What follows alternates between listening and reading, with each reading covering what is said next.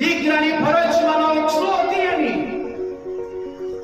તમારો ભૂલી જાય ને મા બાપ રડતા મારા પ્રિયો વાંચે એ મા બાપની દુઃખની વાત હું તમને કહી રહ્યો છું કે મા બાપ મને તમે કઈ રીતે મોટા કરી રહ્યા છે એ બાબતોની વાત હું તમને કરી રહ્યો છું.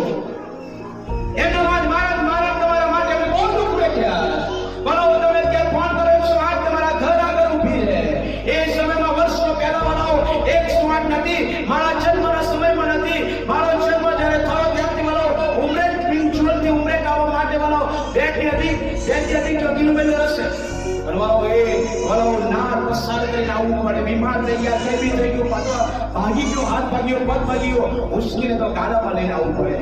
એ પરિસ્થિતિમાં મને મારા મા બાપે મોટો કર્યો. અત્યારે ભલો એમની ન સાંભળો, મારી મમ્મીનો આત્મા સુખી. અમારા દુઃખની વાત કહું છું, મારા લાઈફમાં બધામાં દુઃખ થઈ ગયું. એમને કંઈક કર્યું છે મારા તમારા માટે. મારો સમય છે હવે મારે તમારે કંઈક કરવાનું. હાલેલુયા. એટલા માટે ગીત ગાનારે કીધું એ મા બાપને ભૂલશો નહીં. કયા મા બાપને? જેણે આપણને જન્મ આપ્યો. ભૂખે રહીને આપણું પેટ ભર્યું એ મા બાપને ભૂલશો નહીં. વળાવો એટલે વળાવો એ નાનું બાળક હોય તમે જાણીએ છો.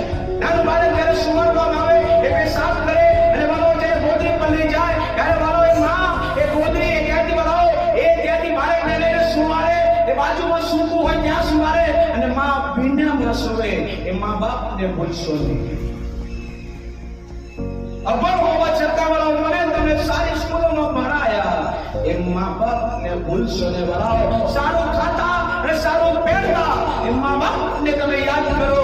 અને જે કંઈ મારી પાસે છે એ વળાવો મા બાપની મહેનત અને મા બાપની કૃપા અને મા બાપના વળાવો એ દુઃખના કારણે. આજે વળાવો દીકરાની ફરજ હું તમે ચૂકી જઈ રહ્યા.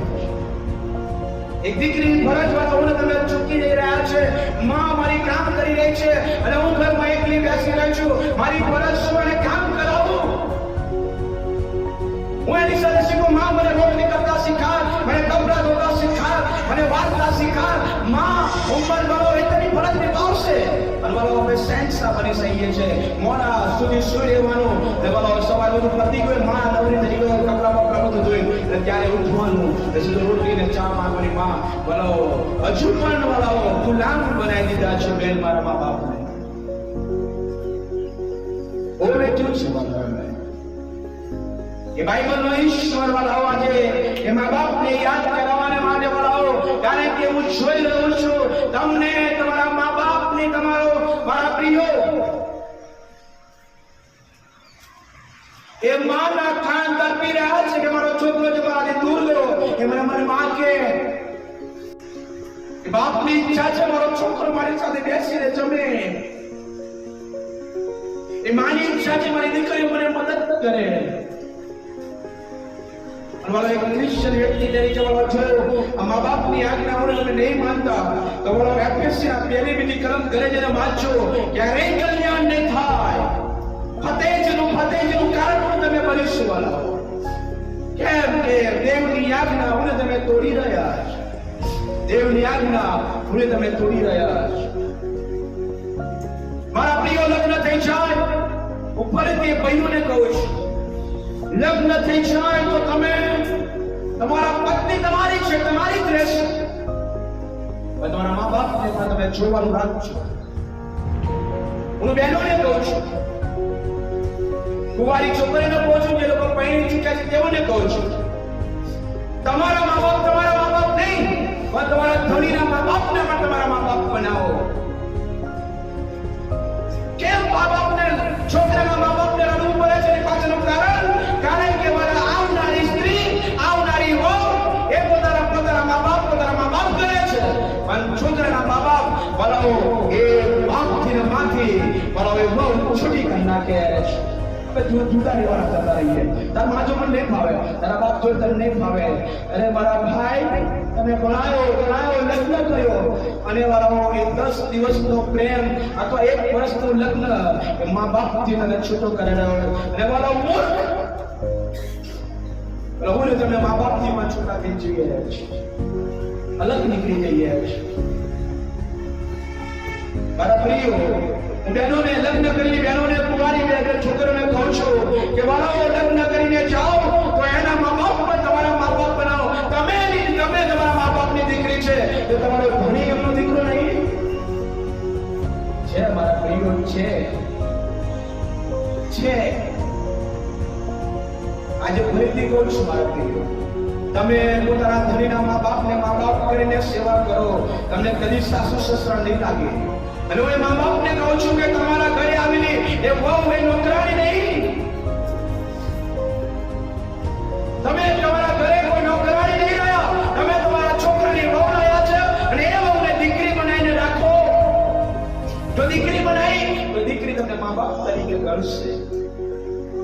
એટલે ક્યારે એવાનો કળ નહીં પડે, ક્યારે અંદર તૂટ નહીં થાય અને પરિવાર જબરજસ્ત ચાલશે. વાળાઓ બધા મા બાપને દૂર ના રાખશો. બાઈબલનો દીકરો બનવું હોય, આકાશ અને પૃથ્વીના બનાવનાર ઈશ્વરનો દીકરો બનવું હોય તો બાઈબલ કહે છે પ્રમાણે જેટલાએ તેનો અંગીકાર કર્યો, જેટલાએ તેનો સ્વીકાર કર્યો એ દરેકને દીકરા થવાનો અધિકાર મને તમને આપ્યો. જેટલા લોકો પ્રભુ ઈસુ ખ્રિસ્ત પર વિશ્વાસ કરે છે એ દેવના દીકરા બની શક્યા. કયા દેવ? જેને આકાશ અને પૃથ્વી બનાવી. હવે જુઓ, જાજુ નહીં બોલું, જાજુ સમય નહીં. હવે જુઓ, બાપની ફરજ શું હતી? પોતાના લોકોને, પોતાના બાળકોને બચાવવા. અને બાપની ફરજ એ સ્વર્ગ છોડ્યું, પૃથ્વી પર આવ્યા, હાથે પગે કિલ્લા ખાધા, લોહી લેવડાયો, મરણ પામ્યા, ડકાયા, સજીવન થયા, ચાલે ગયા. બાપની ફરજ એમને પૂરી કરી. હા કે ના? પોતાના દીકરાઓને માટે પોતાના બાપની ફરજ એમને પૂરી કરી. પણ દીકરાની ફરજ શું? હવે મારી તમારી ફરજ શું? જો આકાશમાં અમારા બાપ જો આવી પ્રાર્થનાઓને તમે કરીએ છીએ તો દીકરાની ફરજ શું આપે છે? કરી આપણી ફરજ બાકી ના? આકાશમાં બાપને જો બાપ કહીએ છીએ તો એક આત્મિક દીકરા તરીકે મારી તમારી ફરજ છે. એ ફરજ શું? જ્યારે કેપ્સન વાણીમાં જ્યારે દુઃખનું વાયુ ત્યારે પ્રભુ ઈસુ ખ્રિસ્તે પ્રાર્થના સુધી એ પિતા આ પ્યારો હું નહીં પી શકું, આ પ્યારો બહુ દુઃખ છે, બહુ વેદના છે, તકલીફ વાળું છે, પણ બાપ તારી ઈચ્છા હોય તે પૂર્ણ તારી ઈચ્છા પ્રમાણે મારાથી નહીં થઈ શકે. પણ બાપ તારી ઈચ્છા, એ દીકરો પોતાના બાપની ઈચ્છા પ્રમાણે જીવવાના પ્રયત્ન કરે છે.